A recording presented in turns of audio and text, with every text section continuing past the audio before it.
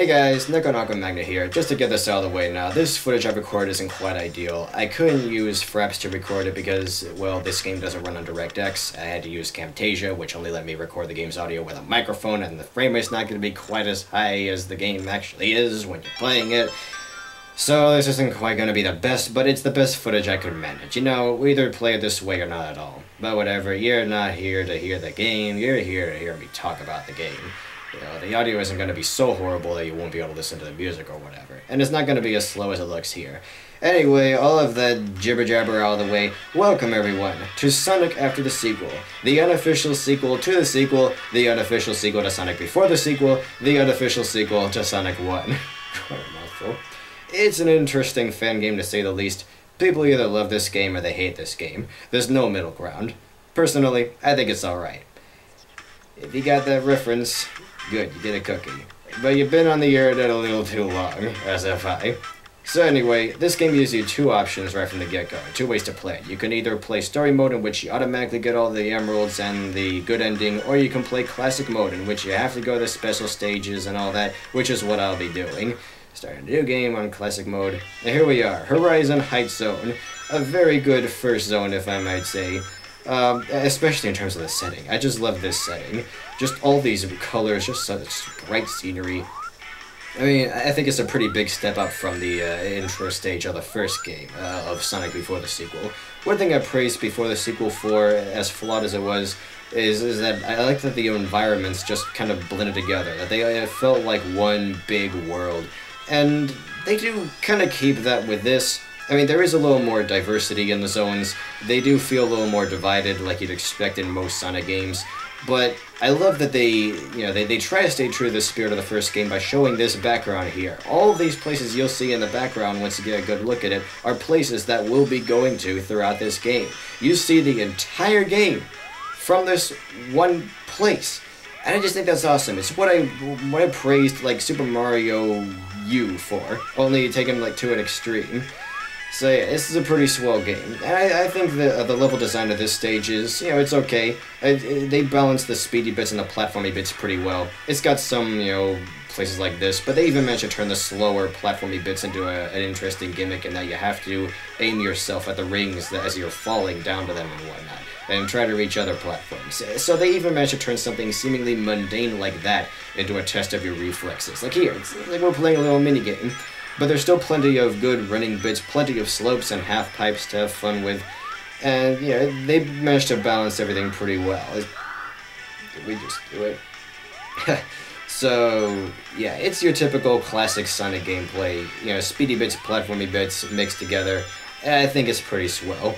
As we'll see as the game goes on, there are some pretty questionable design choices that'll make some people scratch their heads.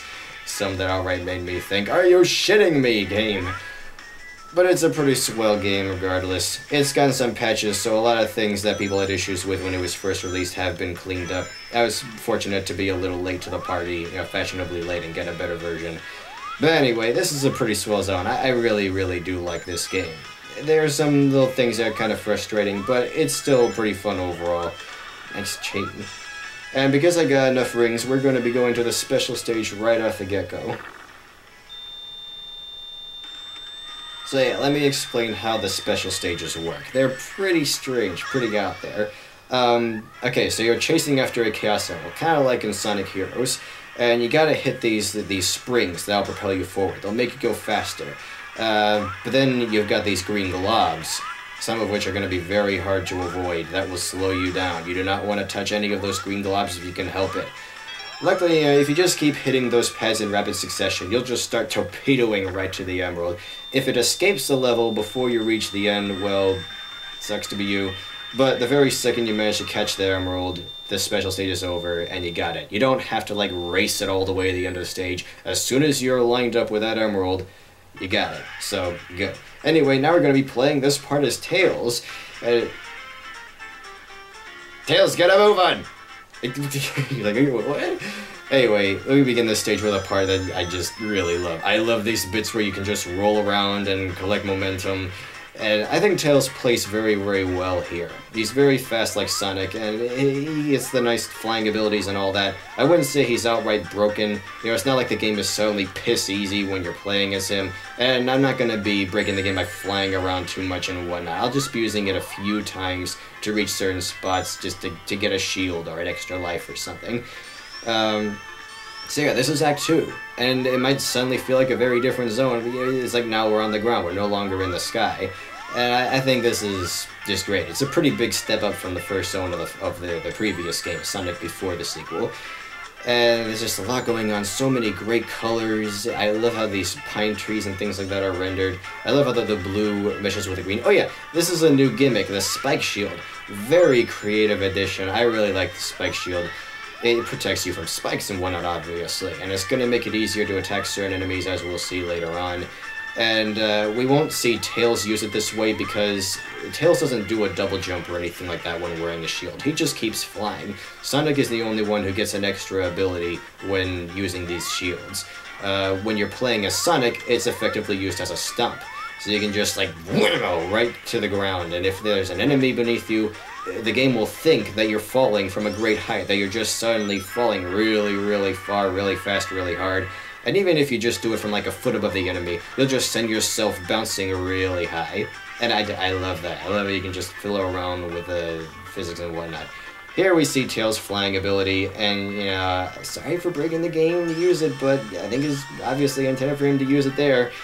I'm going to be getting every shield that I can, because, you know, especially in these early stages, I'm one of those guys who is just a nervous wreck when it comes to getting the Chaos Emeralds. I have to get them within the first few zones if I can help it. I can't let the game drag on, you know? So I'm going to be very protective about the rings I get, but I'm also going to try not to get too many rings if I can help it. What I mean by that is, I'll try to leave some rings lying around, though not all the time, so that if I do get hit or something, I can at least come back to them. Oh, right there. Just in case I get hit by an enemy like this, I can get those rings. Right here, we're going to see a place that Sonic just would not be able to get to, no matter how hard he tries. See, this is where Tails' flying ability comes in really handy. In fact, in the first act, there were all sorts of rooftops and whatnot we could reach if we were playing as Tails. This game wants you to play as Tails. As for how I'm playing as Tails, I'll explain that when we get to the next part. This is going to be a pretty unique LP in the way I approach it. You'll see. And on to the next special stage. I want to give Tails some love too. Oh, I'm going to explain something about the rings when we get to the next act. I love how he's just holding the ring there. There's a lot of character here. So, yeah, like I was saying in the previous special stage, you gotta hit the springs. Don't touch the green goop if you can help it. And don't fly if you don't, like, absolutely have to when you're playing as Tails. Because you'd think, oh, you must be able to fly pretty fast, but no. As soon as you start flying, it reverts to, like, Tails' default flying speed, and he just leisurely glides along. He doesn't go any faster. So if anything, you'll be gimping yourself if you are already running really fast. Only use it if you're already going fairly slow and you're just desperate to avoid touching another one of these green globs. So, yeah, I think that's pretty balanced, because they could have totally broken the special stages by making it possible for Tails to just fly over them like a jet, but no, they kept his speed limited. So, yeah, I think it's pretty well balanced, you know. So, yeah, even though Tails has these awesome abilities like flying and whatnot, he doesn't totally ruin the game by breaking it. Even if he did, I wouldn't really mind all that much, but it's just good to see that they did keep things in control. As for reaching these special stages, you only need 30 rings to do it. So if you see me come in with like 35 or 40 rings and I somehow make it into the ring, don't be surprised. And some of you may be thinking, well, doesn't that make the game piss easy? I'm not gonna say that too many times throughout the LP, don't worry. No, it actually doesn't, because trust me, you'll be lucky to make it to the end of any of these stages with 30 rings. You'll be lucky to reach the end of any of them with 20 rings. Because there are just so many enemies placed in the worst spots and just so many weird hazards that'll make it just really, really hard to make it to the end of the stage with enough rings. So thank God they lowered the amount from 50. Holy, that'd be too much, really. Anyway, this stage has a pretty interesting gimmick. You got these white, just structures that only show up when there's a lightning bolt, and then the effect kind of wears off after a little while. It's pretty interesting. It makes for some moments where it's like you're walking on air. You know, some people may think it's kind of glitching, and then they'll realize, oh wait, I'm standing on one of these weird platforms. Some of them are arranged in pretty repetitive, typical block platforming ways. You little creep. But they do manage to place some of them in pretty interesting ways, so as we'll see as the game goes on. You know, you got these smaller ones, you got these bigger ones, so it's not like you're just jumping on the same thing over and over and over again, which I can understand people criticizing a game like Sonic Colors for. It's just such a great first zone, though. I love it. It's definitely not your typical Green Hill ripoff. One thing I feel compelled to point out is that the guy who made this has pointed out that there were a lot of influences from Sonic Heroes when developing a lot of these stages, at least in terms of the scenery. And I can easily see that in places like this. There's a lot of Seaside Hill and Ocean Palace here, with these structures, these pillars with the red markings on them and everything. It doesn't feel too much like that. I mean, you got a lot of lakes here. We're obviously not like in the middle of the ocean. So, it's just a good mix of all of these great, settings, all of these great elements for a first stage. It doesn't feel too much like any one particular stage that you've already played before in a Sonic game. So, yeah, it is fresh and new. Honestly, I wish that something like this was how Sonic 4 began. I mean, this does feel kind of like Sonic 4 to me in some ways, or rather, what I think it should be.